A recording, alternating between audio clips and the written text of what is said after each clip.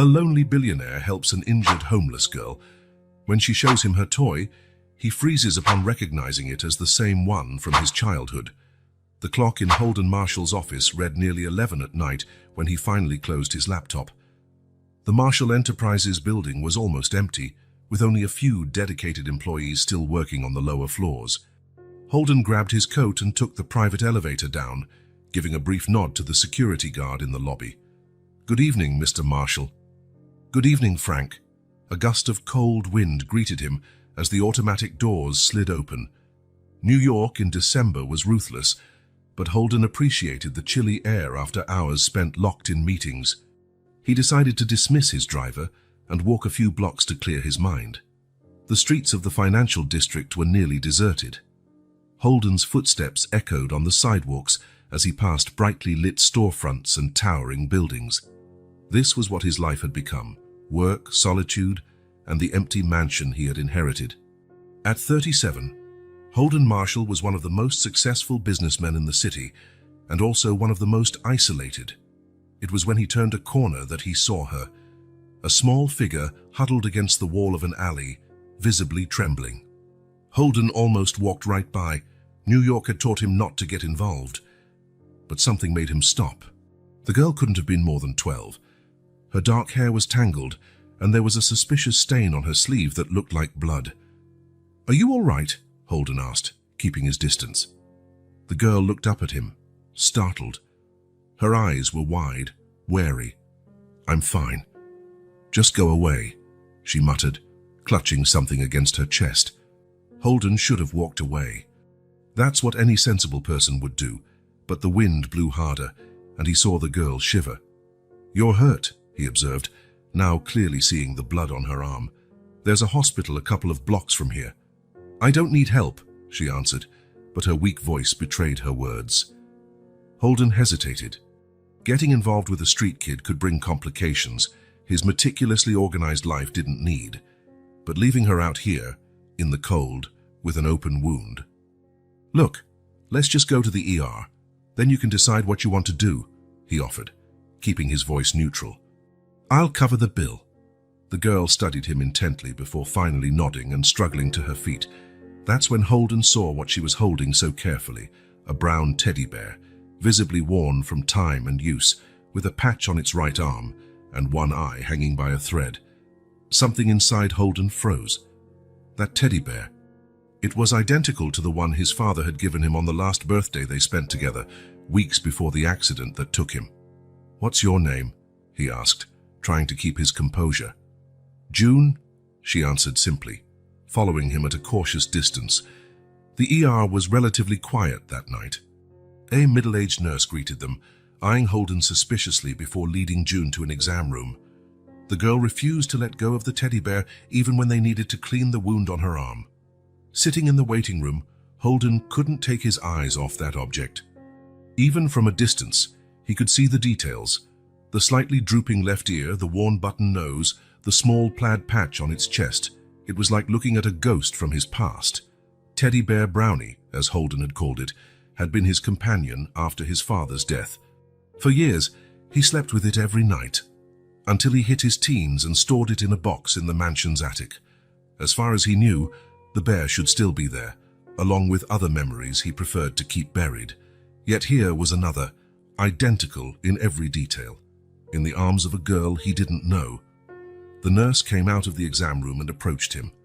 The cut wasn't deep, but it needed a few stitches. "She's fine now." "Thank you," Holden replied automatically. "Did she say how she got hurt?" "No, she barely said a word." The nurse lowered her voice. "I'm going to have to call social services. She's a minor on her own, possibly homeless." The mention of social services snapped Holden out of his trance. He nodded. It was the right procedure. The girl would get help, go to a shelter or a foster home. It wasn't his problem, but the teddy bear. "Can I use your phone?" June asked suddenly, appearing at his side. Her arm was bandaged, and she still held the toy tightly. "Sure," Holden handed over his phone, noticing how small her fingers looked against the screen. June looked at the device, then at Holden. "I have no one to call." Those simple words carried a weight he felt in his own chest. He knew that feeling well. "Social services will help you," he said, more to convince himself than her. June just shrugged, her gaze returning to the teddy bear in her arms. "His name is Brownie." The name hit Holden like a punch. The same name he had given his teddy bear 25 years ago. With slightly trembling fingers, Holden took back his phone and dialed a number. "Keena, sorry to call so late." "Holden, it's almost midnight," came the sleepy voice of his lawyer and longtime friend. "I need your help. I'm at Memorial Hospital with a girl I found on the street." "My God, Holden. What have you done this time?" "Nothing. She was hurt. I just brought her in for treatment." He hesitated, glancing at June, who was now speaking softly to her teddy bear. "But something strange, Keena. She has a teddy bear identical to the one my father gave me before he died. Exactly the same, even down to the name." Silence on the other end of the line. "And what do you want me to do about that?" "I need to know if there's some legal way to find out more about her family, where that teddy bear came from." "Holden, whatever you're thinking, stop now. Let social services handle this. Coincidences happen." But as he watched June hugging her Brownie, Holden knew it wasn't a coincidence. There was a connection he couldn't explain, and for the first time in years, he felt he needed to understand. "It's important, Keena. Please." A defeated sigh sounded on the other end. "I'll see what I can do, but don't do anything stupid until we talk." Holden hung up, meeting June's gaze. The girl studied him with an intensity beyond her years, as if she too felt that their destinies had just become intertwined over a simple teddy bear. Keena arrived at the hospital an hour later, her face showing a mix of concern and annoyance. She found Holden sitting in the waiting room, watching June, who had fallen asleep in a chair, clutching the teddy bear tightly. "This is a terrible idea," Keena whispered, approaching. She was a practical woman, with short hair and impeccable suits, the result of years working in a male-dominated environment. "The social worker is on the way. Let the system take care of this." Holden kept his eyes on the sleeping girl. "I can't, Keena, because of a teddy bear." "Holden, this is crazy. It's not just the teddy bear." But he couldn't explain it. How could he put into words the feeling that had consumed him since seeing June in that alley? It was as if part of his past, which he believed buried, had resurfaced in the form of this child. "Social services will find a place for her. A proper place," Keena insisted. "A crowded shelter. Or a foster family only interested in the government check." Holden shook his head. "She's already been through enough." Keena crossed her arms. "And since when do you care so much about homeless kids?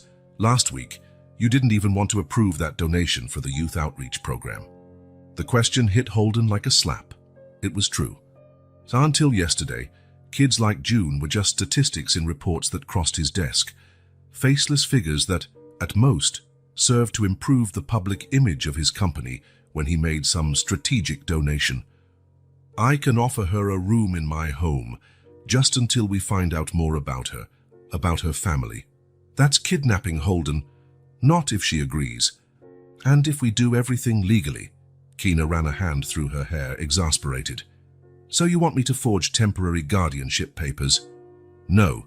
I want you to use your contacts to expedite a legitimate process for provisional custody. In the meantime, we can look for her family." Before Keena could answer, June woke up, her eyes immediately focusing on the two adults who were talking. There was an instinctive distrust in her gaze, the kind that only develops after repeated disappointments. "You're deciding where you're sending me, aren't you?" she asked, her voice small but firm. Holden and Keena exchanged glances. Holden was the one who spoke. "Actually, I was thinking maybe you could stay at my house. Temporarily," he added, noticing Keena's warning look. "Until we find your family." June hugged the teddy bear to her chest. "I've been on my own for a while." "Why are you doing this?" Her direct question caught Holden off guard. June continued. "People like you don't help people like me without wanting something in return." "People like me? Rich, important." She shrugged. "I've seen your type before." Keena let out an exasperated sigh, but there was a hint of admiration in her eyes. The girl was perceptive. "Maybe I'm curious about your teddy bear," Holden finally admitted. "I had one just like it when I was a kid." June looked at Brownie, then back at Holden. That's weird. Yeah, it is. A silence settled between them, broken only when the nurse returned with discharge papers and news that the social worker would arrive in about 20 minutes. It was June who made the decision. All right. I'll go with you, she said to Holden, standing up, but only until I find somewhere better. 3 hours and many negotiations later, Keena had secured a provisional agreement with the social worker. Holden signed several documents committing to provide proper care for June, while an investigation into her family background was conducted. The fact that he was a prominent businessman with abundant resources and no criminal history helped overcome initial objections. It was nearly dawn when Holden's car finally passed through the gates of his property on the outskirts of New York. June kept her face pressed to the window, her eyes wide at the sight of the mansion emerging through the trees. You live here? Alone? She asked, incredulous. Yes. Holden felt slightly embarrassed. The Marshall mansion, with its 12 suites, indoor pool, private movie theater, and extensive gardens, suddenly seemed absurdly extravagant. It belonged to my family. The house was silent when they entered. Patricia, the housekeeper, wouldn't arrive for a few more hours, and the rest of the staff only worked during the day. I'll show you to your room, Holden said, guiding June up a marble staircase. He chose the room closest to his own, decorated in neutral tones. The bathroom is right there. If you need anything, I'm fine, June cut him off, still clutching the teddy bear. She looked tiny in the spacious bedroom with its king-size bed and elegant furniture. Right, well, good night, or good morning, really. Holden closed the door softly and headed to his own room.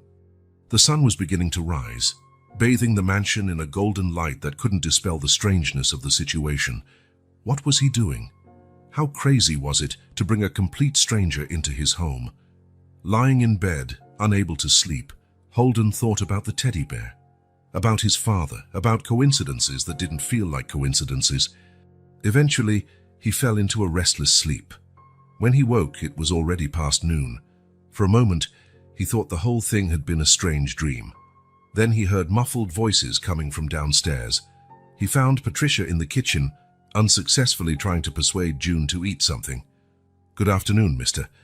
Marshall, the housekeeper said with obvious relief upon seeing him.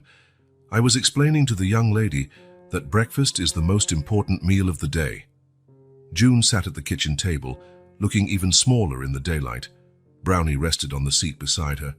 I'm not hungry, she mumbled. You need to eat something, Holden insisted, sitting across from her. Then we can talk. June studied him for a long moment, before picking up a piece of toast and nibbling at the edge. The silence that followed was almost tangible. There were so many questions in the air, so many uncertainties, but neither seemed ready to ask them. Patricia moved around the kitchen, casting curious glances at the strange duo. Holden knew that by the end of the day, the entire staff would be speculating about the mysterious girl who'd suddenly appeared. Finally, it was June who broke the silence.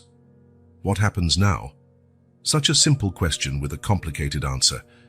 Holden realized that in his impulsiveness, he hadn't planned beyond bringing June home. What did happen now? School, clothes, rules. He had no idea how to care for a child. Now, he said, trying to sound more confident than he felt, we find out where your teddy bear came from.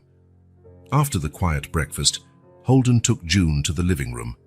The large picture window offered a view of the neatly kept gardens, now dusted with a thin layer of snow. June sat on the edge of the sofa as if ready to run at any moment. Brownie remained firmly in her arms. June, Holden began, choosing his words carefully. I need to ask you about the teddy bear. Where did it come from? The girl lowered her eyes to the worn toy, running her fingers over the familiar patches. My mom gave it to me, she finally replied. I've had it for as long as I can remember. She said Brownie had been with me since the day I was born. Holden felt a pang of disappointment. He had hoped for a more concrete revelation, something that explained the strange coincidence. And your mom? Where is she now? June pressed her lips together. I don't know. She left me at a shelter when I was 8. Said she'd come back in a few days. A bitter smile crossed her young face. That was 4 years ago. The directness of her response caught Holden off guard. 4 years waiting for someone who never returned. 4 years carrying a teddy bear as the only reminder of a home. "Do you know where she got the teddy bear?"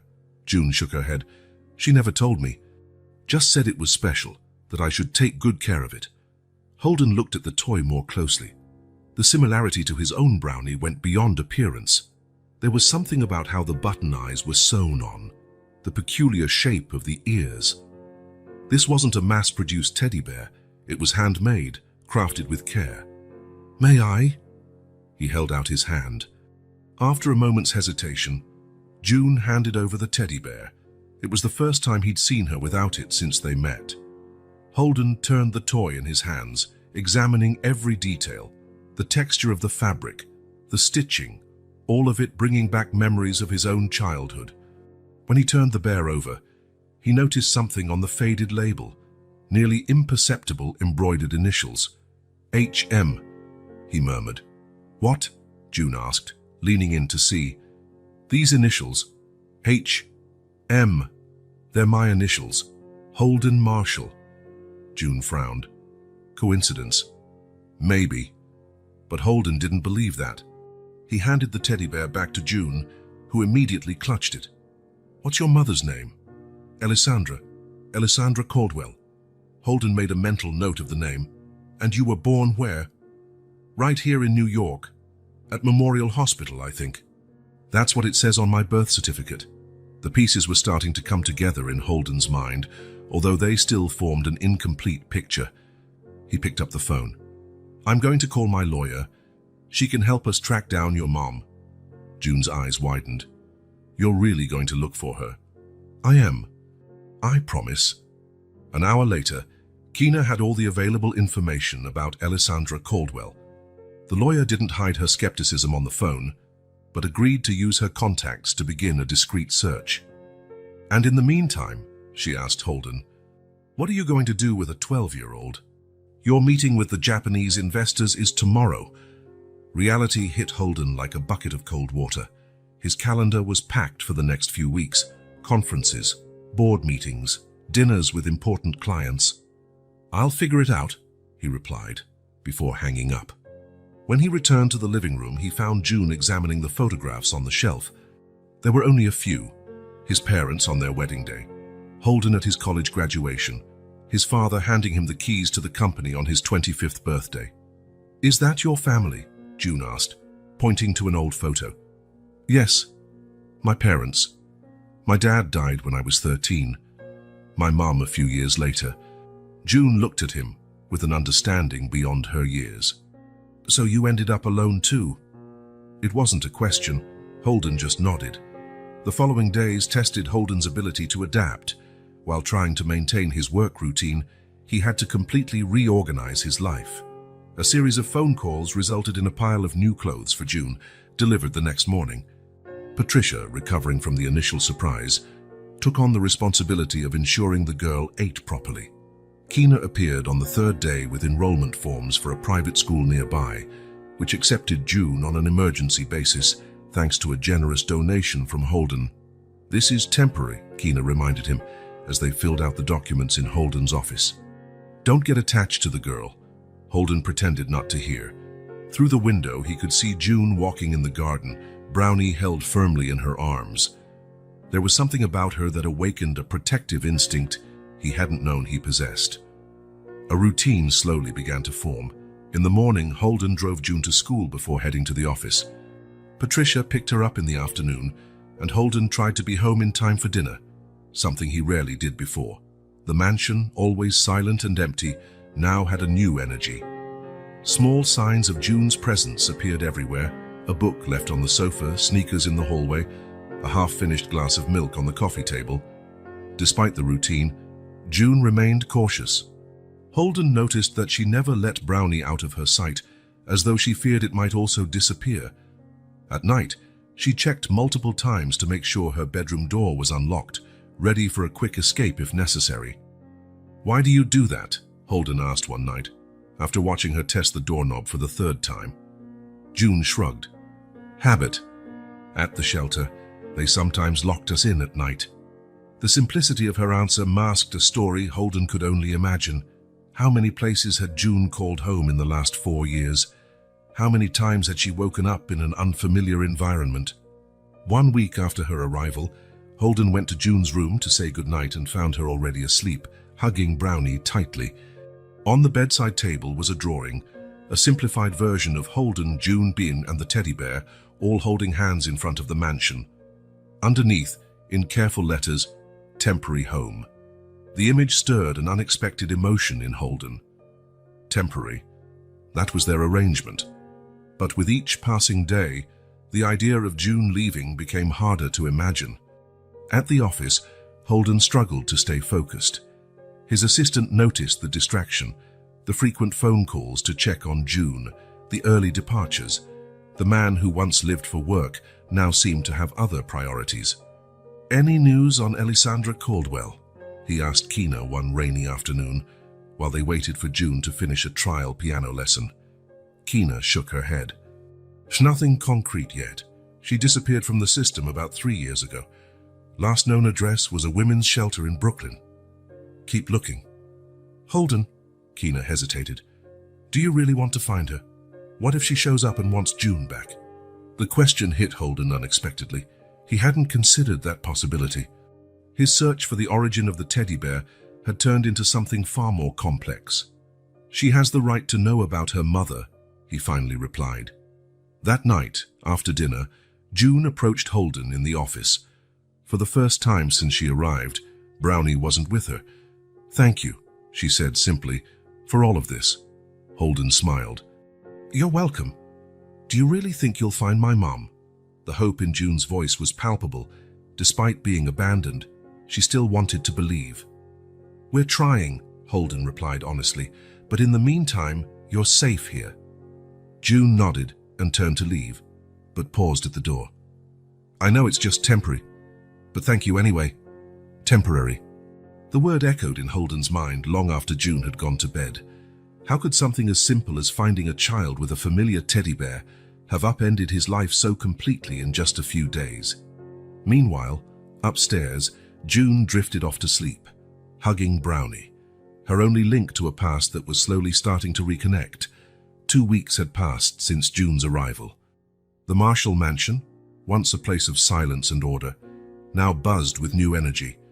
Every morning brought a small battle to get June to school on time. Every night, a negotiation about bedtime. Holden, accustomed to steering executives and closing multi-million-dollar deals, found himself utterly unprepared for the challenges of raising a preteen. Kina showed up on a rainy afternoon, carrying a thick folder under her arm. The look on her face said her news wasn't promising.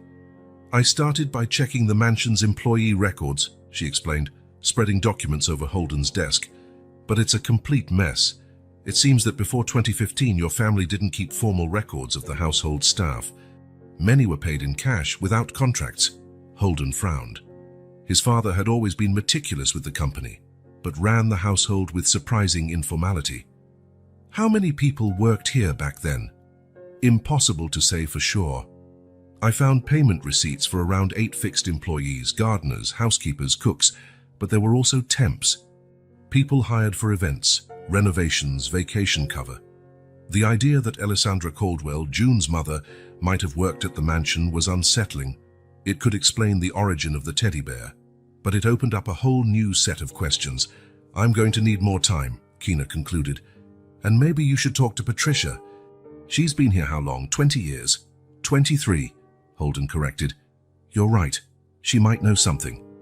After Kina left, Holden went to the mansion's basement. The place housed decades of Marshall family documents, letters, photo albums, journals. Most of the boxes had been sealed since his parents' deaths, untouched for years. Holden spent hours there, opening dusty boxes, leafing through yellowed documents. He found records of parties held at the mansion, birthday gift lists, even a diary of his mother's that he lacked the courage to open, but nothing about an employee named Elisandra. When he finally came back upstairs, it was past midnight. The house was quiet, but a faint light glowed from the kitchen. He found Patricia sitting at the table, sipping tea. The girl's asleep, the housekeeper informed him. She waited for you to have dinner but gave up eventually. Holden felt a twinge of guilt. I lost track of time. Patricia nodded, a gesture that carried years of silent understanding. She had witnessed Holden's childhood, his rebellious teenage years after his father's death, his transformation into the reserved businessman he'd become. Patricia, Holden began hesitantly, do you remember an employee named Elisandra Caldwell? She might have worked here around 12 years ago. The housekeeper frowned, thinking, Caldwell? I don't recall that surname. But we had so many girls working here over the years. What about someone who was pregnant? Do you remember any employee who was expecting a child? Patricia's eyes widened at the question. This is about the girl, isn't it? About June. Holden nodded. I think her mother might have worked here. And somehow she got a teddy bear identical to the one my father gave me. Patricia remained silent for a long moment. There was a young woman, she finally said. I don't remember her name. She was hired to organize the attic, cataloging old items. Your mother hired her temporarily. I think she was pregnant, yes. Holden's heart raced. When was that? Shortly before Mrs. Marshall fell ill, maybe early 2011. She didn't stay long. The timeline fit perfectly with June's age. Holden was about to ask more questions when a scream cut through the house's silence. He recognized June's voice immediately. He ran upstairs, heart pounding. June's bedroom door was ajar. She was sitting up in bed, tears streaming down her face, hugging Brownie so tightly her knuckles were white. June? What happened? She looked at him, eyes wide as though she still saw something terrifying. I dreamed about her. My mom. Holden sat on the edge of the bed, unsure what to do. Do you want to tell me about it? June took a deep breath, trying to steady her sobs. She was leaving again, but this time she took Brownie with her. I ran, but I couldn't catch up. Without thinking, Holden wrapped an arm around June's shoulders. To his surprise, instead of pulling away, she leaned into him. It was just a dream, he murmured. Brownie is here. You're safe. They stayed like that for a few minutes until June's breathing calmed. Holden was about to stand when she spoke. Did you really have a teddy bear like Brownie? Yes, Holden smiled at the memory. My dad gave him to me on our last birthday together. I was 12, almost your age. What happened to him, to your dad? Holden rarely talked about that day. Though distant, the pain had never fully gone away. It was a car accident. He was coming back from a business trip, trying to get home in time for my party. The driver lost control on a curve during a storm. Holden paused. The last thing he gave me was that teddy bear. I didn't see him for 3 days before that. He was on a business trip. When he finally came back and he brought Brownie. And your teddy bear, where is it now? Stored somewhere in the attic, I imagine. After I grew up, my mom boxed up a lot of my childhood stuff. June hugged her Brownie tighter. I'd never box mine up. I know, and that's why he's still protecting you. Holden smiled. Now think you can get back to sleep. June nodded, but as Holden stood up, she grabbed his hand. Can you stay a little longer? Just until I fall asleep. The request, so simple and so full of trust, moved Holden deeply. For the first time since she arrived, June showed vulnerability, a sign that maybe the walls she had built were beginning to crumble. Sure, he replied, sitting back down. June settled in, still holding Brownie, but now also lightly grasping Holden's hand. Within minutes, her breathing became slow and deep. Holden stayed there, watching her relaxed face as she slept. It was hard to believe that only 2 weeks ago he had found her shivering in an alley. Now, somehow, she'd become part of his life. The next morning, Holden woke up determined. After dropping June at school, he drove to the warehouse where he kept the family's older items. Among furniture covered with sheets and wrapped paintings, he found several boxes with his name on them. He spent hours opening them one by one, sifting through memories, school uniforms, sports trophies, report cards. Finally, in a box simply labeled HM Personal, he found what he was looking for. The teddy bear was exactly as he remembered. Black button eyes, a plaid patch on the chest, the initials HM on the label. The resemblance to June's Brownie was undeniable, down to the smallest detail. It couldn't be a coincidence. When he returned to the mansion, he found an urgent message from Keena. "I found something. Come to my office at 3 p.m. today." His heart pounded. A real lead at last. But after the board meeting that morning, Holden felt only a weight on his shoulders. While on his way to see Keena, he got summoned to an emergency meeting with the company's board of directors. The top-floor boardroom of Marshall Enterprises was silent as Holden entered. 7 faces turned to him, all displaying the same thinly veiled disapproval. The entire board had been called in for an emergency session, something that hadn't happened since the 2020 financial crisis. Holden, Gerald Winters, the board chairman and longtime friend of his father, was the first to speak. "Thank you for squeezing us into your apparently ever busier schedule." The ironic tone did not go unnoticed. Holden took his seat at the head of the table, aware of every stare locked on him. "Ladies and gentlemen, what's so urgent that we have to interrupt the development of our Asian project?" Victoria Chen, the youngest board member and head of public relations, slid a folder toward him. This for starters. The folder contained gossip column clippings and blog prints. All mentioned the same thing: Holden Marshall, New York's most eligible bachelor, spotted with a mysterious child in recent days. The speculation ranged from a secret daughter to youth mentorship programs. "My personal life is not a matter for this board," Holden replied, closing the folder. Gerald leaned forward. "It becomes our concern when it affects the company. You've cancelled 3 important meetings in the last 2 weeks. You walked out in the middle of the Japanese investors' presentation, and we just learned you approved a $2 million donation to a social housing program without consulting the Corporate Responsibility Committee. I'm the CEO of this company, Gerald. I have the autonomy to—" "You have autonomy as long as shareholders trust your judgment," Margaret Osley, who represented the minority shareholders, interrupted. "And that trust is being shaken by your recent behavior." Holden looked around the table. He had known each of these faces for years. Most had worked with his father, witnessed Holden's rise in the company after his father's death. They always respected him, even when they disagreed with his decisions. "What exactly are we talking about here?" he asked directly. Philip Greaves, the CFO, responded. "We're talking about the girl, Holden. Who is she? Why is she suddenly living in your house? And more importantly, what's the impact on the company?" Holden felt his face grow hot. The idea that they had investigated June infuriated him. "Her name is June. She's under my temporary care while we try to locate her family. And no, she's not my daughter, nor part of some PR stunt." He paused. "And frankly, I don't see how this affects my ability to run this company." Victoria cleared her throat. "Holden, you have to understand our concern. Marshall Enterprises has an image to uphold.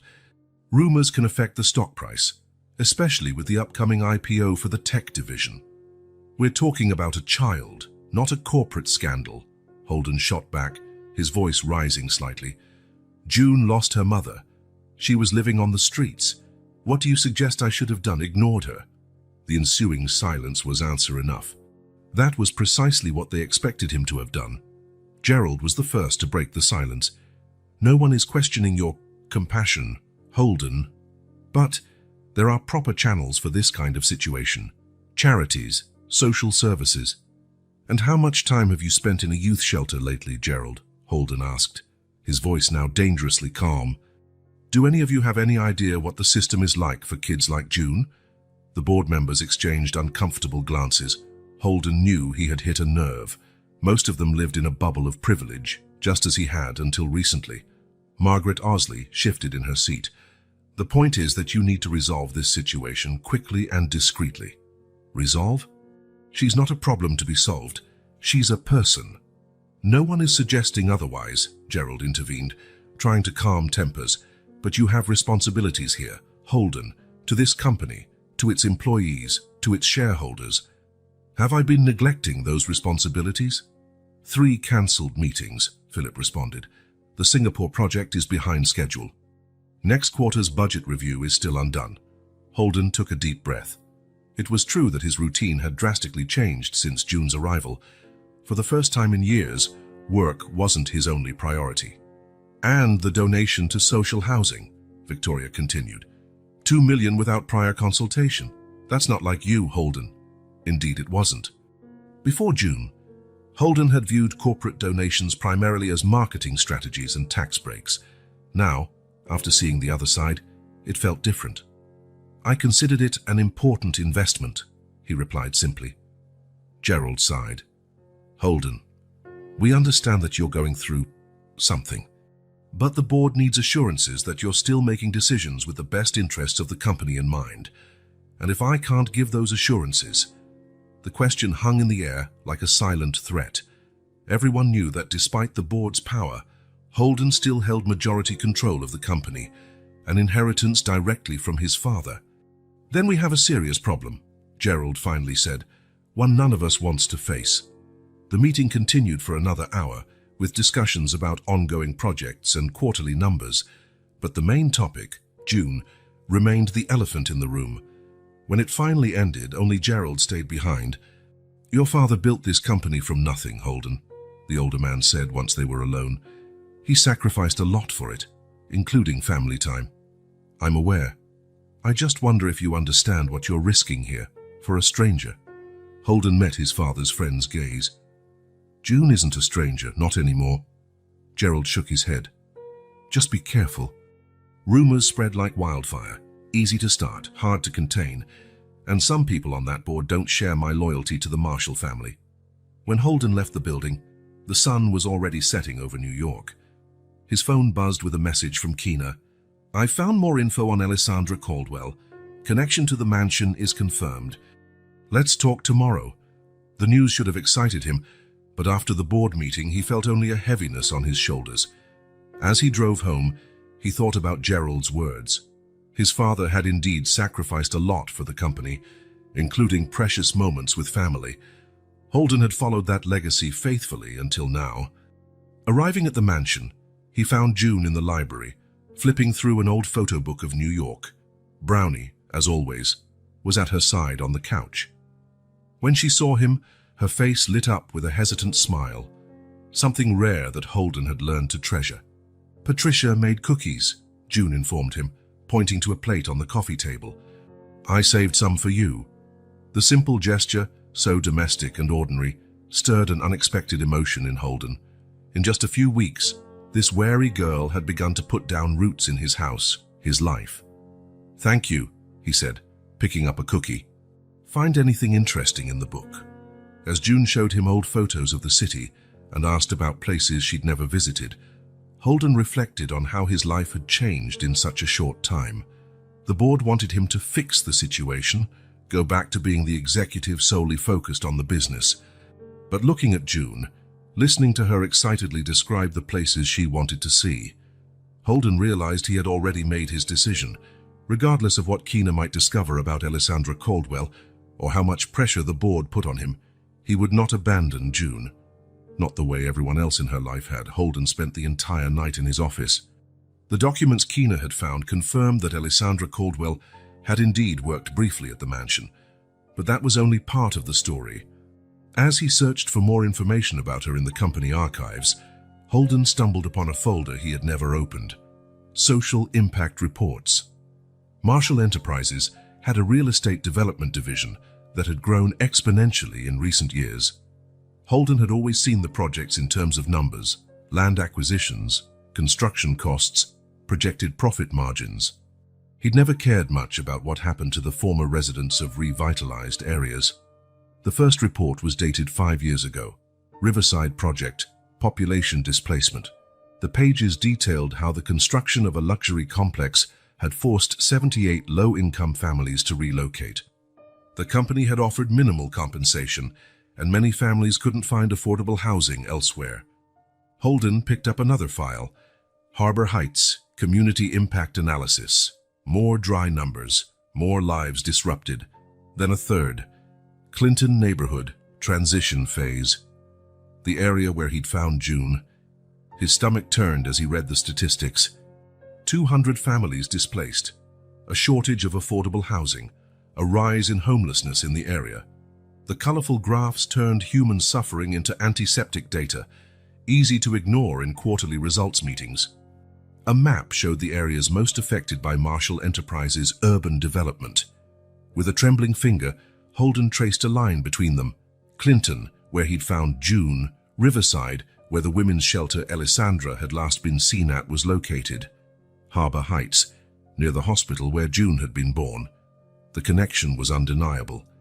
June's and her mother's lives had been directly affected by his company's projects. People like them had been treated as obstacles to progress, problems to remove in the name of profit. "My God," Holden muttered, leaning back in his chair. For years he had signed documents, approved projects, celebrated profits without ever thinking of the real consequences, real people, real lives, like June's, like Alessandra's. Guilt hit him like a punch. Could his own company have contributed to the situation that separated June from her mother? Had Alessandra lost her home because of one of Marshall Enterprises' developments? Holden didn't sleep that night. By the time the sun rose, he had read every social impact report from the last 10 years. The pattern was clear. The company was building wealth literally on the backs of the most vulnerable. At 9 in the morning, his assistant reminded him of the meeting with the Japanese investors from the Tanaka Group. It was a crucial meeting for the Singapore project, an ultra-luxury development promising to be the year's most profitable. Holden arrived at the corporate auditorium 15 minutes early. The board was already there, as were the potential investors. Impeccable slides showcased the benefits of revitalizing the area without mentioning what would happen to current residents. "Good morning, everyone," Holden began the presentation mechanically. His mind was still on the reports he'd spent the night reading, on people like June. The presentation followed the script until the Q&A session. That's when Akira Tanaka, the investor's leader, raised his hand. "Mr. Marshall, we've seen recent reports about your new interest in social projects. Will this affect development in Singapore?" The question dropped like a bomb. The board members fidgeted, throwing warning glances at Holden. This was the time to reassure the investors, to separate business from charity, as Gerald had suggested. But Holden could no longer see that separation. "Actually, Mr. Tanaka, I'm reconsidering several aspects of our projects." Holden heard a collective sigh from the board. "I believe we need to integrate social responsibility into our business model." Victoria Chen tried to intervene. "What Holden means is that we have some parallel corporate social responsibility initiatives, but the Singapore development will proceed as planned." "No, Victoria," Holden interrupted her. "That's not what I mean." He turned to the investors. "Gentlemen, Marshall Enterprises has been very financially successful, but recently I discovered that this success came at a human cost we never properly accounted for." The silence in the room was palpable. Gerald Winters looked on the verge of a heart attack. "Our past developments displaced hundreds of families without providing viable alternatives. We created luxury condos, but we didn't care about those who couldn't afford them." Holden paused. "That needs to change." Akira Tanaka tilted his head, intrigued. "Exactly what are you proposing, Mr. Marshall?" "A revamp of our model. For every future projectee, including Singapore, 20% of the units will be designated for affordable housing. Additionally, we will establish a fund to ensure no family is displaced without a place to go." Philip Greaves, the CFO, practically jumped out of his seat. "That would reduce our profit margin by at least 30%. And it would still remain highly profitable," Holden countered. "Just not obscenely profitable at the expense of vulnerable people." The board members exchanged desperate looks. The Japanese investors whispered among themselves. Surprisingly, it was Akira Tanaka who spoke first. "Interesting approach, Mr. Marshall. In Japan, we have a concept called kyoshi, living and working together for the common good. Perhaps there is merit in your proposal." The meeting ended shortly after, with the investors requesting a revised proposal incorporating the new social responsibility elements. As soon as the Japanese left, the board surrounded Holden. "Have you lost your mind?"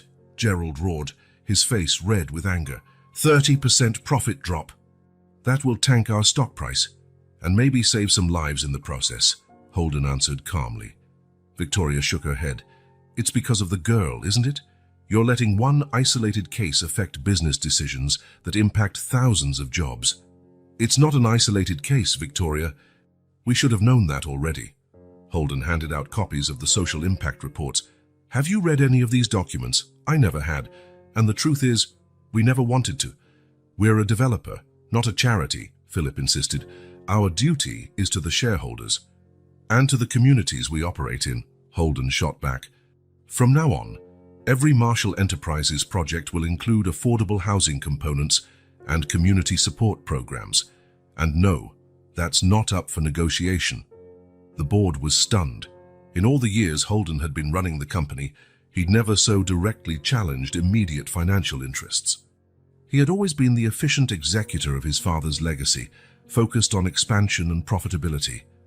You'll regret this, Gerald warned as the group dispersed. Back in his office, Holden found a message from Keena. I have Alessandra Caldwell's current location, confirmed link to the Riverside project. We need to talk ASAP. Holden's heart raced. They'd finally locate June's mother. But the news now came with an even heavier weight. The realization that his own company might have played a role in their suffering. How would he tell June? How would he explain that the man trying to help her could be the same one who, indirectly, contributed to her situation? For the first time in his professional life, Holden realized he was facing not just a corporate crisis, but a moral one, and the solution to both depended on his courage to keep confronting uncomfortable truths about his company, about his father, and about himself. June was in the hallway when she heard voices coming from Holden's office. She hadn't meant to eavesdrop, but when she heard her name, she couldn't help pausing to listen. That girl is becoming a serious problem, Holden, came the voice of Gerald Winters. June recognized it from the dinner the previous night, when he had stared at her with a cold curiosity. The shareholders are furious about the announcement you made. 30% profit reduction. I didn't come here to rehash the numbers, Holden replied, his voice tense. Then let's discuss what really matters, Gerald continued.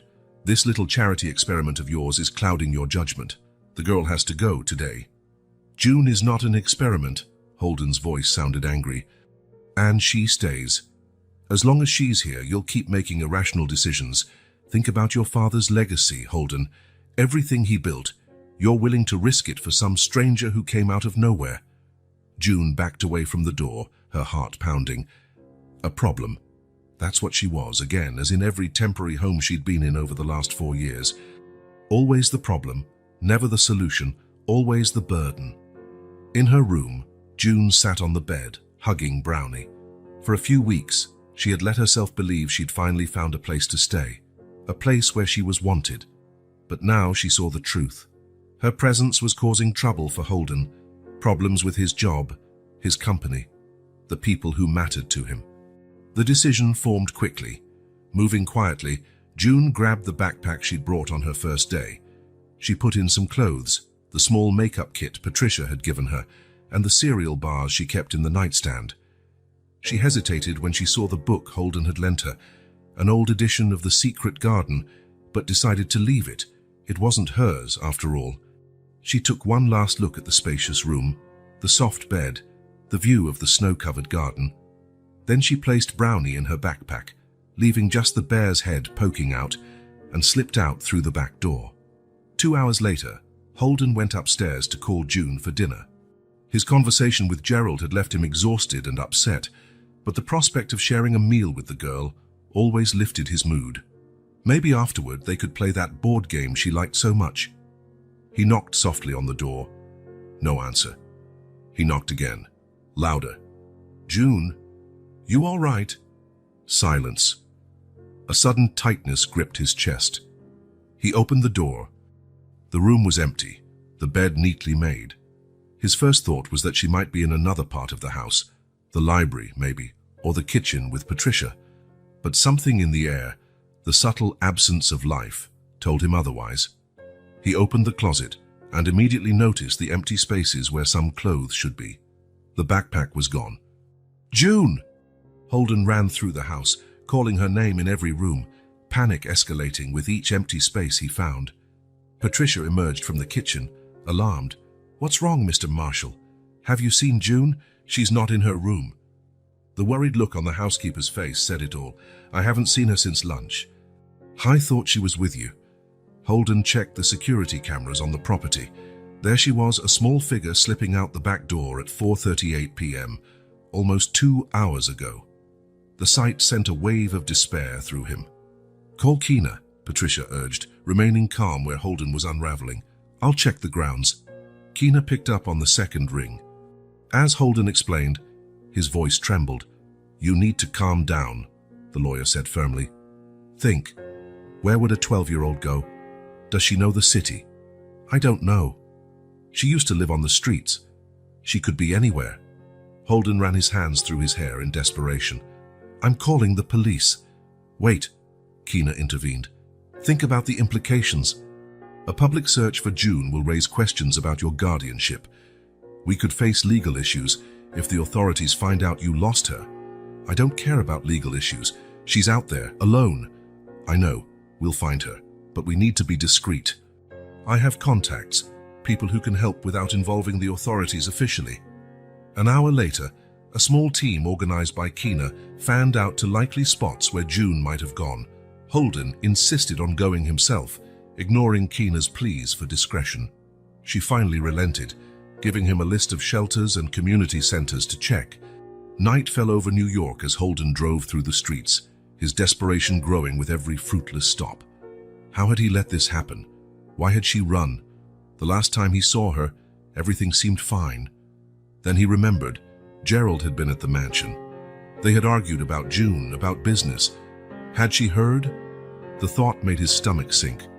If June had overheard Gerald calling her a problem, saying she had to go. Meanwhile, across the city, June walked the familiar streets of the neighborhood where Holden had found her. The night felt colder than she remembered, or maybe she'd gotten used to the warmth of the mansion. She found a bench in a small park in Saturnoon, trying to figure out her next move. The weeks at Holden's house had changed her perspective. Beforehand, she knew every safe nook of the neighborhood, every temporary shelter, every meal distribution time. Surviving on the streets was her only reality. Now, after sleeping in her own bed, eating regular meals, feeling the security of solid walls around her, the streets seemed more hostile, more dangerous. "Just the two of us again, Brownie," she murmured to the teddy bear, tucking it into her coat pocket so it would stay warm. "Like before." But it wasn't like before. Before, she had never met Holden. She'd never known what it was like to have someone truly care about her. She had never read books in a private library, or eaten pancakes made just for her, or fallen asleep without fear. A few hours later, hunger gnawed at her. June headed to a diner she used to frequent, where she'd sometimes get leftover food. But when she arrived, she found it closed down. In its place was a stylish clothing store with mannequins behind lit windows. Yet another place lost to the urban revitalization Holden mentioned so often in his work calls. June felt a pang of bitter irony. Even the streets she knew were no longer the same. With the cold intensifying, she decided to try the community shelter a few blocks away. At least she could spend the night in a heated space, but upon arrival, she found a huge line. "We're full kafir," a woman said. "Try St. Vincent's, 10 blocks from here." Meanwhile, at Keena's office, a crucial discovery was made. The investigator hired to look into Alessandra Caldwell's past had found a hospital record that changed everything. Alessandra Caldwell, admitted on April 5th of 2011 for childbirth. Daughter, June Caldwell. Father not listed. The investigator pointed to another document. And here, record of employment at Marshall Mansion from January to March 2011 as a cleaning staff temp. Keena studied the documents, seeing the connections clearly. Alessandra had worked at the mansion while pregnant. She left shortly before giving birth. The teddy bear, Brownie, had likely been found among items she'd been organizing for donation. "We have to tell Holden right away," Keena decided, picking up the phone. But the call went to voicemail. Holden was still out searching the streets for June. June, too, now huddled under the awning of a closed store, fought off the cold and hunger. Brownie nestled against her chest, her only comfort. She thought about Holden, wondering if he'd realized she was gone yet, if he was angry, if he was looking for her, or if, secretly, He was relieved to be rid of the problem she represented. It was the early hours of the morning when Holden parked in front of the last place on his list, St. Vincent's Youth Shelter. His body ached with fatigue, but desperation kept him going. The past 8 hours had been a blur of unfamiliar faces, dark alleys, and dashed hopes. The shelter was an old red brick building with bars on the windows and a worn-out sign. Nothing like the luxury projects his company built. A line of young people waited at the entrance, hoping for the last available beds that night. Holden walked past the crowd, ignoring suspicious glances. At the reception desk, a middle-aged woman was filling out forms, her face weary. "I'm looking for a girl," Holden explained, showing a photo of June on his phone. 12 years old, dark hair. She carries a brown teddy bear. The woman barely glanced at the picture. "We can't give out information about minors. It's shelter policy. Please," Holden's voice trembled. "I'm her legal guardian. She ran away today." "Her name?" "June." "June Caldwell." The woman studied him for a long moment, taking in his disheveled appearance and the desperation in his eyes, so different from the polished businessman in the news. "Wait here," she finally said, getting up. The minutes that followed felt like hours. Holden watched the young people entering, some barely older than June, all carrying that same guarded look he recognized in her from their first meeting. The look of someone who learned far too soon that the world rarely offers second chances. The woman returned, accompanied by a tall man in a security uniform. "We need to check your ID," the man said. Policy to protect minors. Holden showed every document he had on him. After a series of phone calls to verify his story, they finally agreed to see if June was at the shelter. "She came in about 2 hours ago," the woman explained, leading him down a narrow hallway. She didn't want to give her full name. Said she was just passing through. They stopped outside a common room where several young people were sitting on worn-out couches, some watching an old TV, others simply staring into space. And there, in a corner by herself, was June. Sitting alone, Brownie clutched tightly in her arms, gazing out the window. 5 minutes, the woman warned. "If she doesn't want to go with you, we'll have to follow protocol and contact social services." Holden nodded, unable to take his eyes off June. He approached cautiously, afraid of scaring her. When he was just a few steps away, she turned her head. For a brief second, he saw something in her eyes, relief maybe, quickly replaced by a neutral, almost defensive expression. "How did you find me?" she asked, her voice small in the silent space. "I looked everywhere," Holden answered simply, sitting down beside her. "Why did you run, June?" She looked away, hugging Brownie even tighter. "I heard you and that man talking. I know I'm a problem for you, for your company." Holden closed his eyes, guilt hitting him hard. "You heard Gerald, not me. But it's true, isn't it? Ever since I moved in with you, everything got complicated. Your work, your friends, everything." Holden hesitated. June had always been direct. She wouldn't accept half-truths or evasive answers. She deserved honesty now. "Yes, some things have become more complicated," he admitted. "But you know what else happened? For the first time in years, the mansion feels like a home. Coming back actually means something other than just ending a work day." June looked at him skeptically. "You don't have to say that just to make me go back." "I'm not saying it to make you go back. I'm saying it because it's the truth." Holden took a deep breath. "June, I spent the last 8 hours searching every corner of this city for you. Do you know why?" She shook her head slightly. "Because I care about you. Because the idea of you being alone out here again," his voice faltered, "I can't bear it." Something about the raw sincerity in Holden's voice seemed to reach June. Tears filled her eyes, which she tried desperately to blink away. "Everyone ends up leaving me," she murmured, voice trembling. "My mum, the foster families, everyone. I thought it'd be easier if I left first, before you kicked me out." "I'm not kicking you out, June. How can I believe that? How can I know that tomorrow you won't change your mind? Or that your board won't force you to choose between me and your company?" The questions hovered between them, weighted with all the disappointments June had faced in her short life. Holden had no easy answers. He couldn't promise everything would be perfect, or that they wouldn't face more difficulties. I can't guarantee the future, June. Nobody can. But I can promise that as far as it depends on me, you have a home. And if I have to choose between you and the company, well, he gave a slight smile. Let's just say the board isn't too happy with me anyway lately. June finally let the tears fall. I'm so scared, she whispered, of trusting. Of believing it could be different this time. Without thinking, Holden reached out his hand. June hesitated for a moment before placing hers in his. It was the first time they'd touched like that. A simple gesture of connection that spoke more than words. I'm scared too, June. I've never taken care of anyone but myself. I'll probably make mistakes. A lot of them. He squeezed her small hand gently. But I promise to try, every day. The silence that followed was no longer tense, but contemplative.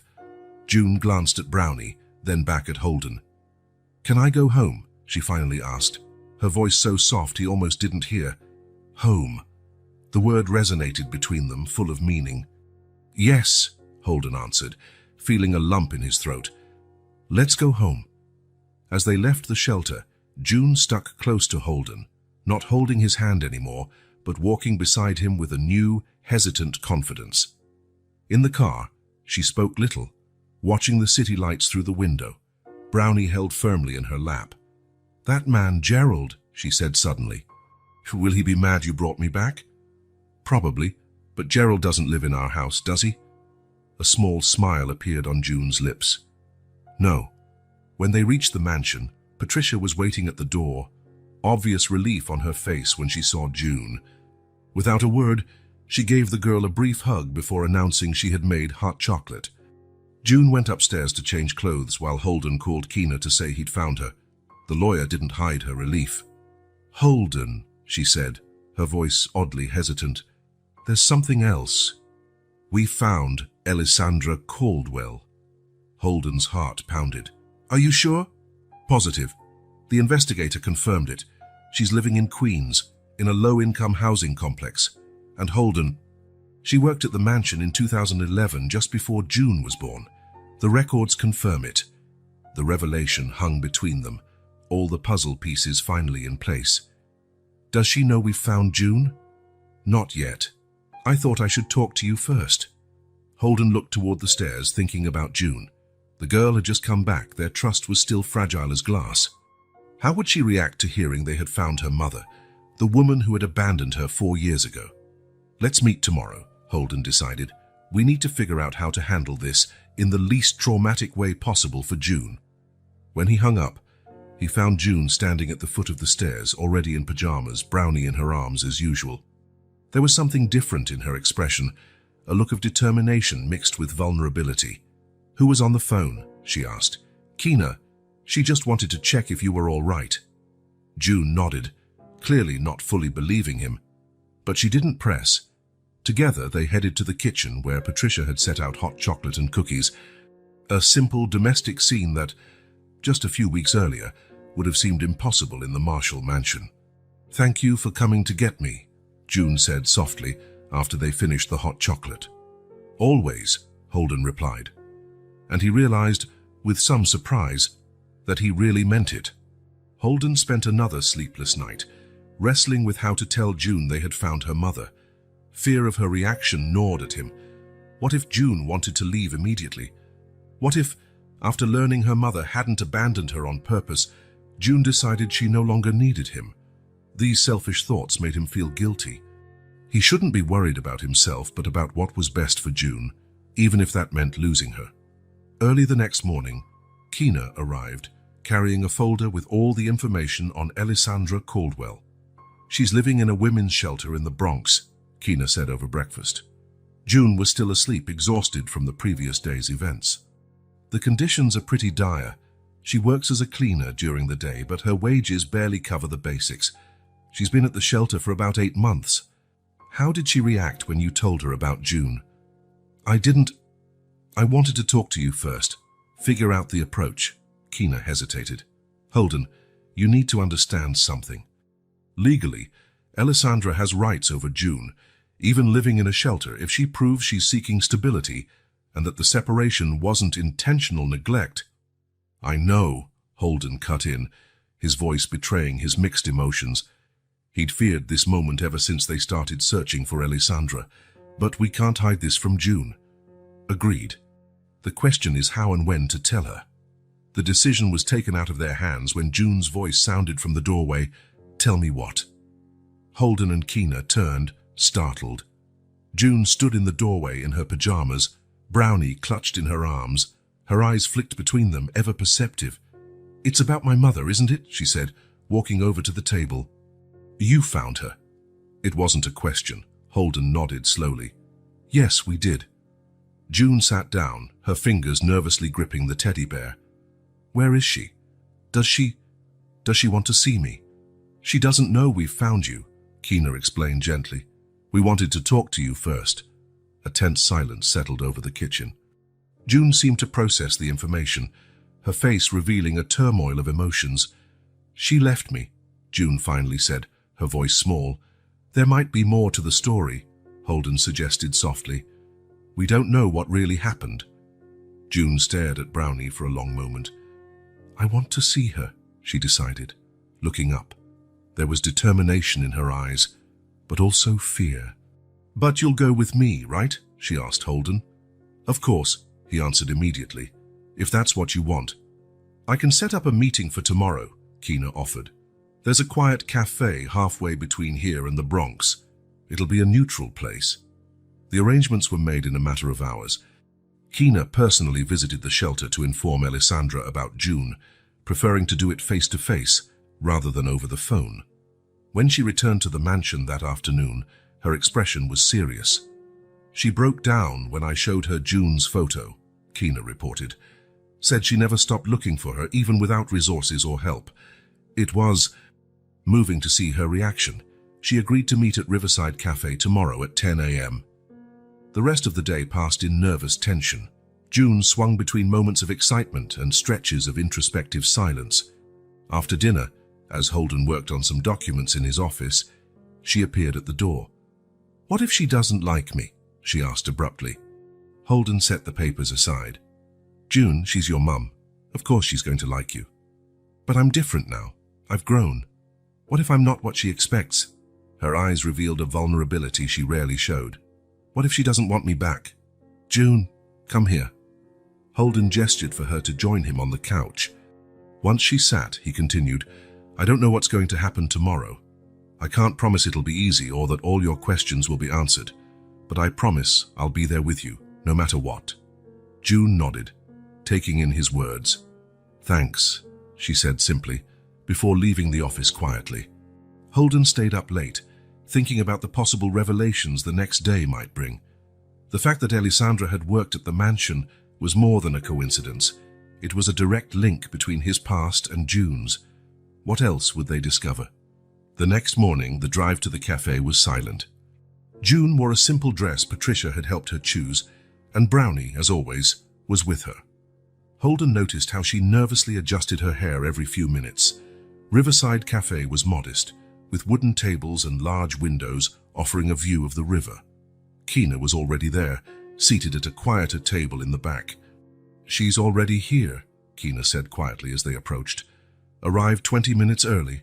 Holden followed Keena's gaze to a woman sitting alone by the window. Alessandra Caldwell looked much older than her 30-something years. Though her face bore deep lines of worry and fatigue, it clearly shared features with June, the same expressive eyes, the same face shape. Her clothes were simple, visibly worn but clean, and her hands twisted nervously on the table. June stopped when she saw her, gripping Holden's hand tightly. It's her, she whispered, a mixture of recognition and shock in her voice. When Alessandra looked up and saw June, her face transformed. Tears sprang immediately to her eyes, and she stood, unsteady. June, she said, her voice nearly inaudible. For a moment, no one moved. Then June let go of Holden's hand and walked slowly toward her mother. When they were only a couple of steps apart, Alessandra opened her arms. June hesitated just for a second before throwing herself into the embrace. Alessandra's arms wrapped around her tightly, as if she feared June might disappear again. Both were crying, words jumbled together with sobs. Holden watched the scene with a lump in his throat, feeling at once like an intruder and a participant in something profoundly significant. After a few minutes, they finally parted, though Alessandra kept June's hand firmly in hers.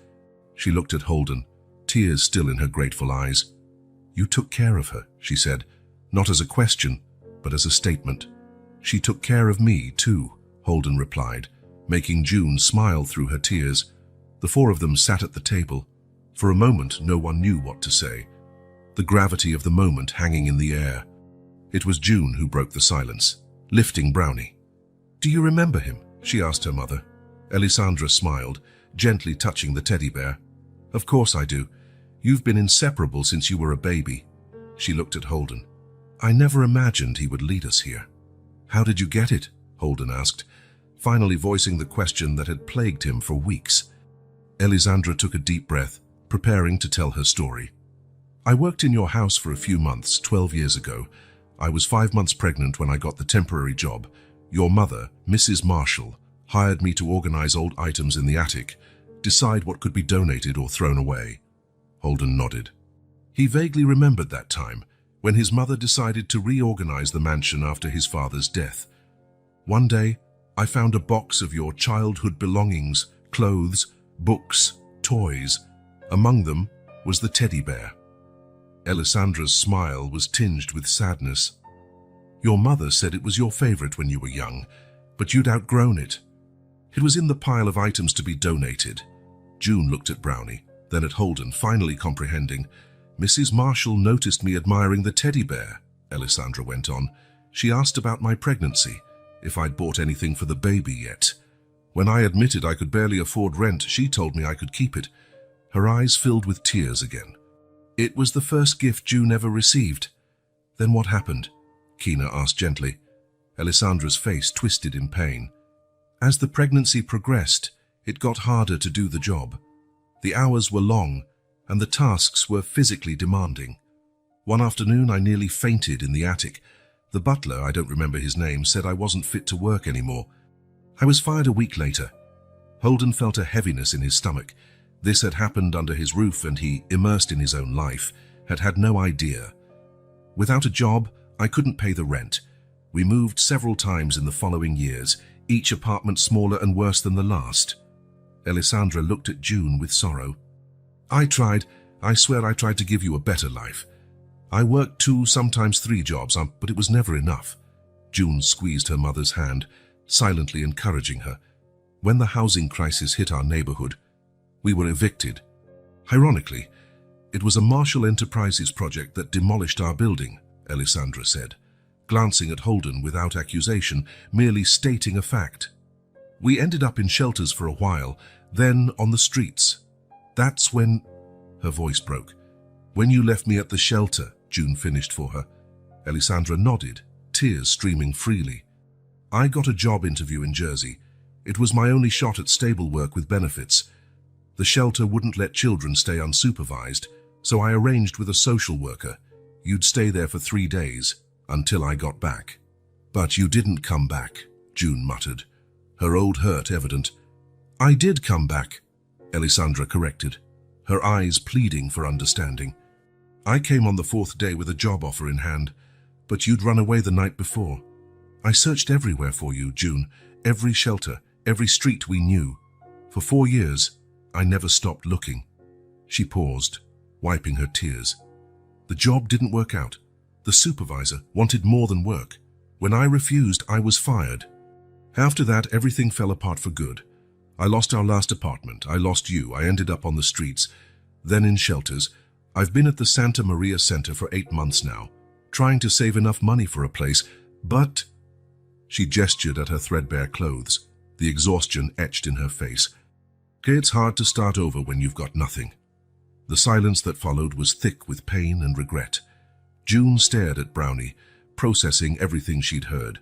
Holden watched mother and daughter, realizing how their lives had been shaped by decisions made on his behalf, under his roof by his company.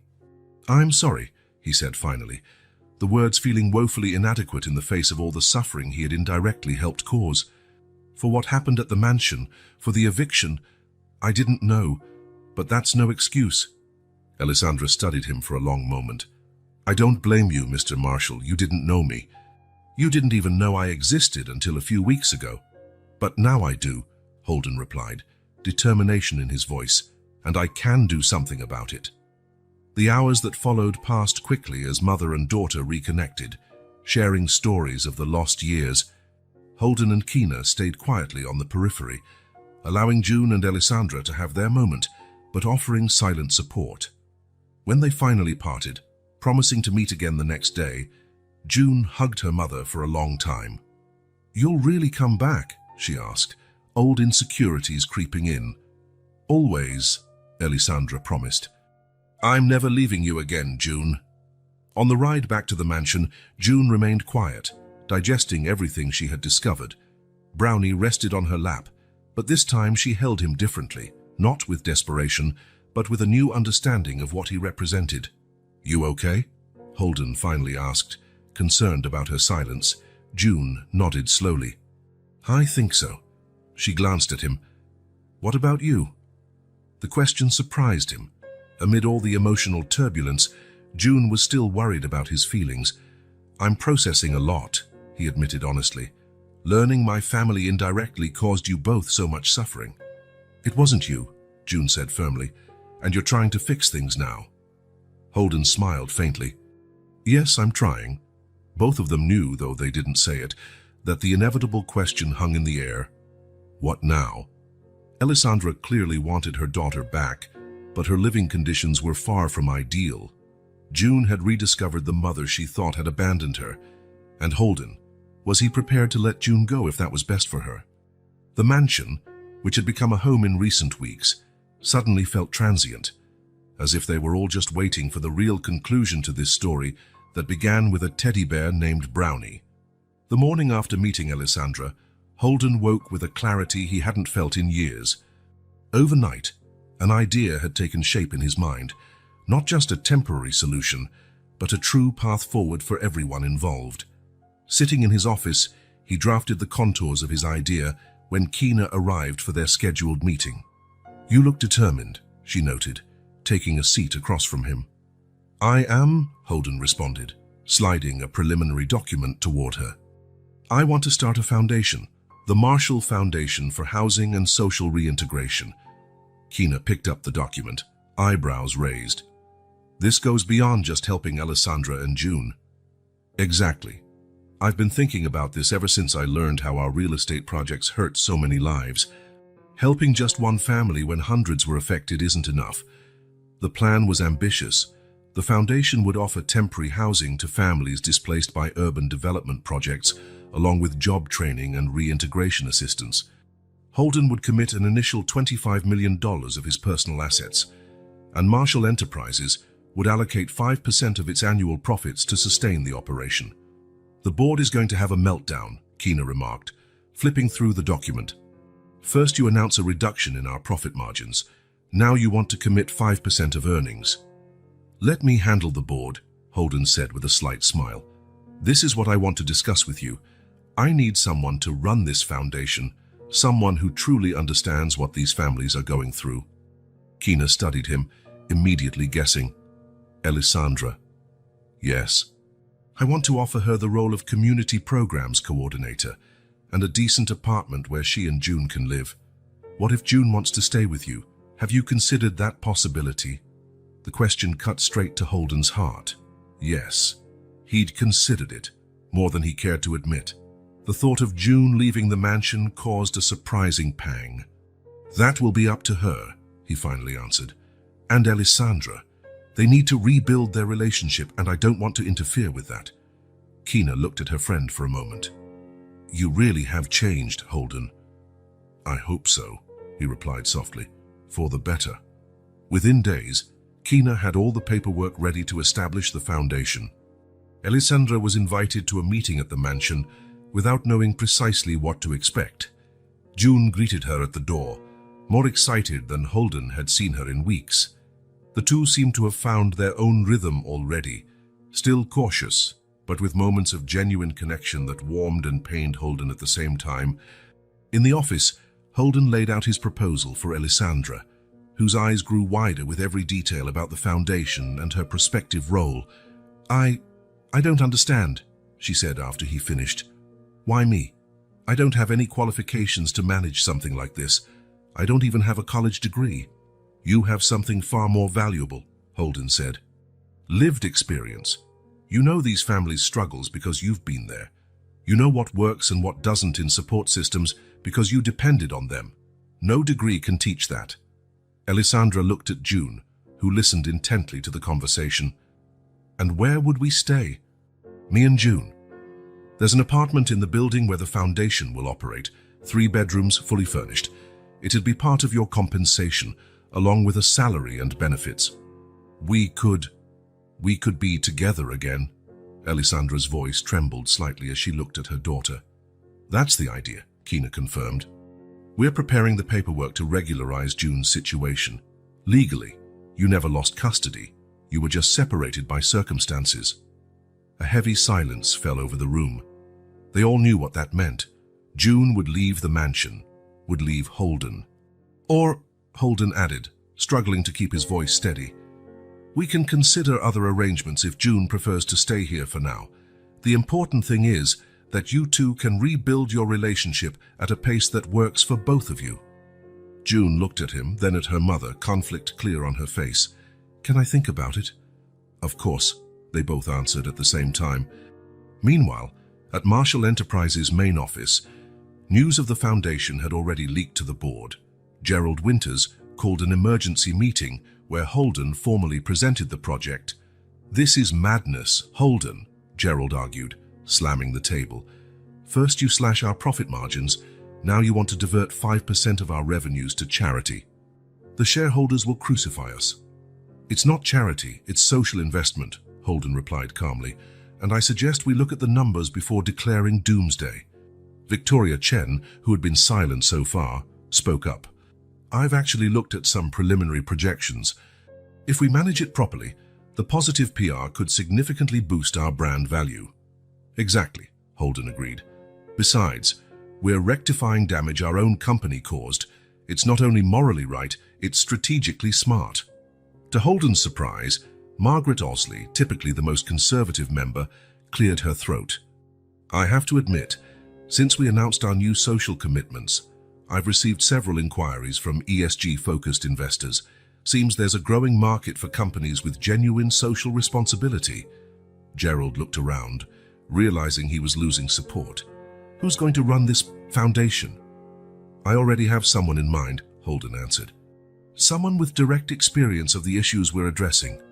The meeting concluded without a final resolution, but Holden knew he'd gained ground. Back at home, he found June sitting on the front steps with Brownie at her side. Thinking, he asked, sitting next to her. June nodded. I want to be with my mom, she said plainly. I missed her every single day of these past years. Holden felt a tightening in his chest, but kept his expression calm. I completely understand. It's the right thing. But I don't want to leave you either, June continued, her voice betraying her confusion. It's weird. I've never had two people before. Holden smiled, fighting back emotion. It doesn't have to be a final choice at June. We can find a middle ground. The apartment isn't far from here. You can come over anytime, stay for dinner, spend weekends. Like divorced families do. Something like that? Yes. June thought about it for a moment. I think that could work, she said finally. But are you sure you won't mind? That you won't forget me when I'm not here every day. The question was so honest, so vulnerable, that Holden had to take a deep breath before answering. June, how could I forget you? You've changed my life completely. Besides, he added with a grin, we still have a mystery to solve. What mystery? Brownie, of course. We need to figure out how two identical teddy bears ended up in our lives. June smiled, hugging the teddy. Maybe it's just fate. Maybe, Holden agreed. Or maybe it's something else. Something we'll discover together. The following week, Alessandra formally accepted Holden's proposal. Kina oversaw all the legal documentation, ensuring everything was in order. The apartment was quickly set up, simple but comfortable. Just a 15-minute drive from the mansion. June began splitting her time between both homes. During the week, She stayed with her mother, helping her settle into her new job and apartment. On weekends, she returned to the mansion where Holden awaited her with new books and games. The arrangement wasn't perfect. There were tough moments, doubts and adjustments. Alessandra occasionally felt insecure, afraid she couldn't live up to the opportunity she'd been given. June sometimes got lost between the two worlds, unsure where she truly belonged. Holden struggled with the emptiness when the mansion fell silent during the week. But there were also moments of unexpected joy, like when Alessandra first visited the mansion as a guest, not as an employee, and she and Patricia recognized each other from years ago. Or when Holden showed up unannounced at the new apartment with pizza and ice cream for an impromptu movie night. Or when June surprised everyone by announcing she wanted to volunteer part-time at the foundation to help other kids like me. One afternoon, while working together at the newly established foundation's office, Holden watched Alessandra organize files with the same diligence she'd shown years ago in the mansion's attic.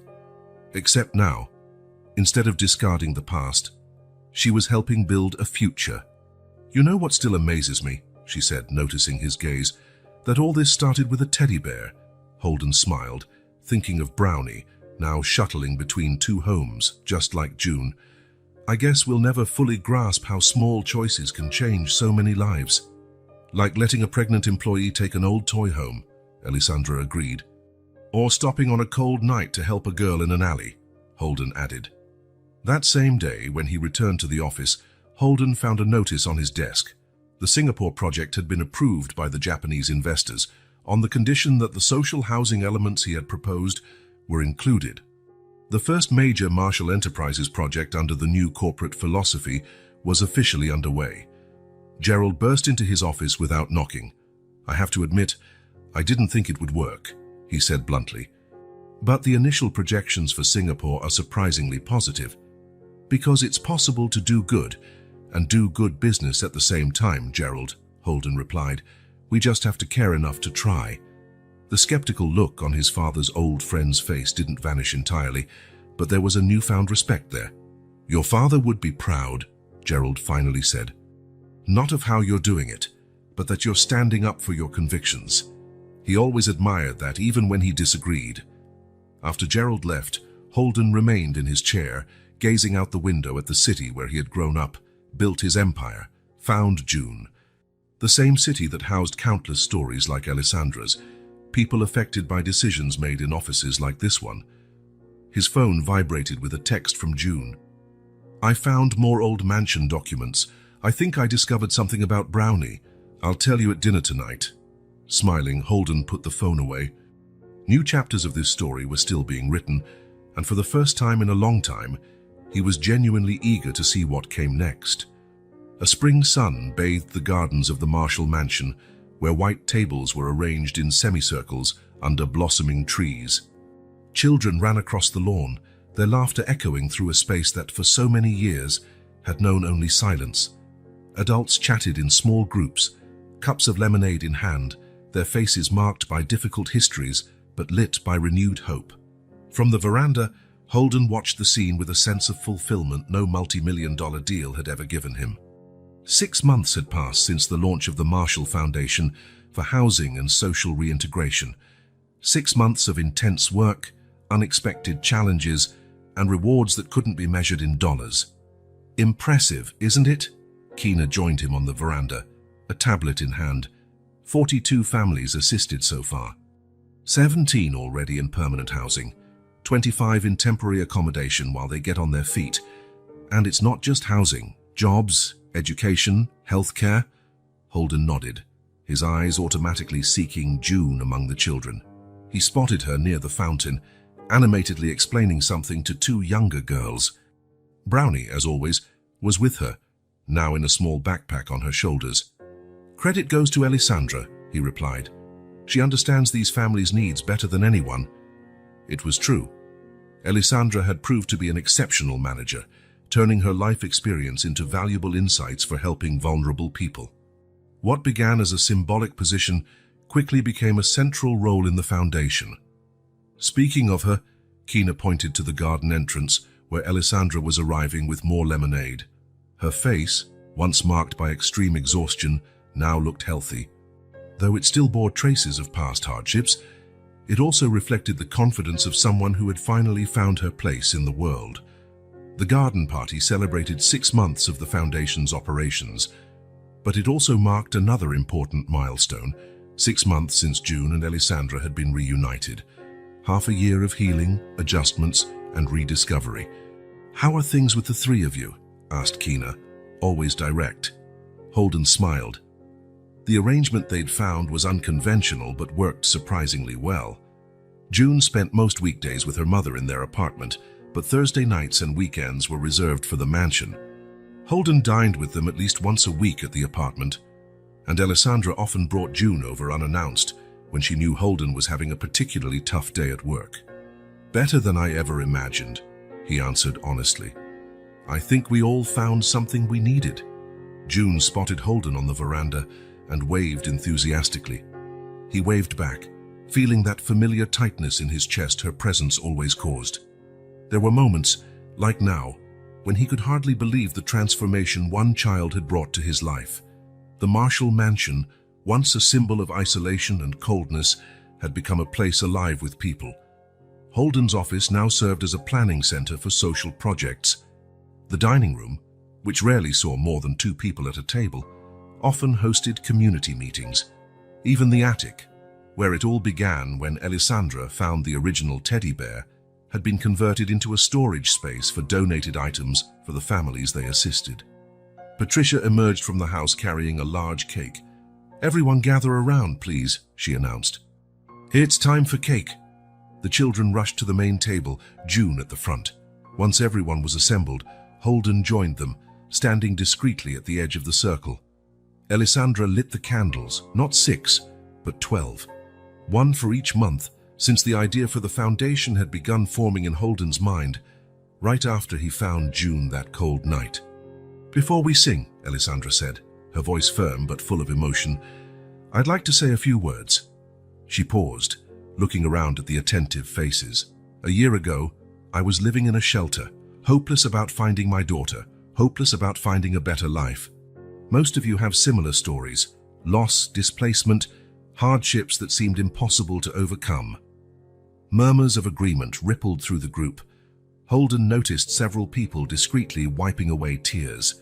"Today, we're here not just to celebrate a foundation, but to celebrate proof that new beginnings are possible."